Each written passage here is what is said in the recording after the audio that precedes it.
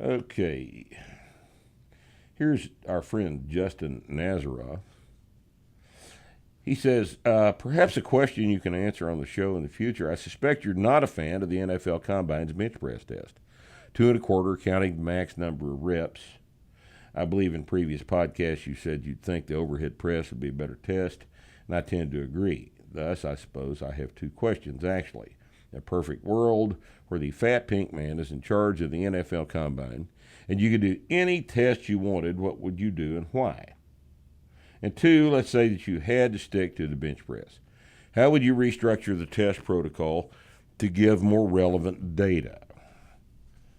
Body weight for reps, 1 rep max. Regards. All right.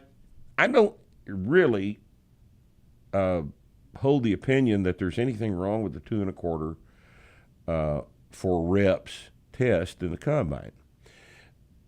What we want to find out in the NFL Combine is how strong the kid is. All right. And if a kid can do 5 reps at 2.25, and another kid can do 25 reps at 2.25, who's stronger? Test showed us what we needed to know, right? Since the reality of the situation is that not anybody that's going to go out for the NFL Combine knows how to do an overhead press. You know, our press methodology is slowly expanding through the fitness world, but it's certainly not in a position where anybody that is going to be eligible to walk on at a combine test is going to have done that. So I don't think there's anything to be obtained by changing to the overhead press when what we want to know is how strong you are, and that 2.25 for reps tells us what we need to know.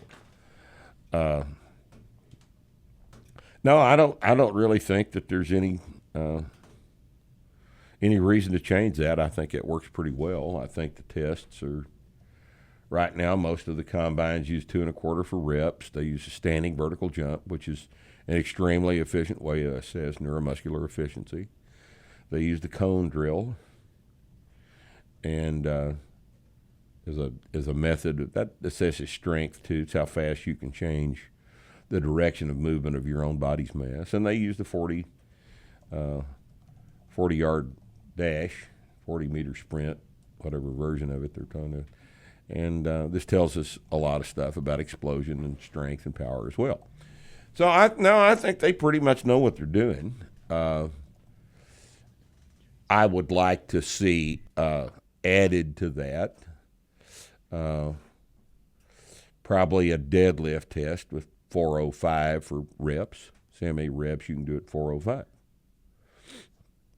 That would change the nature of the preparation for the combine. Now, wouldn't it?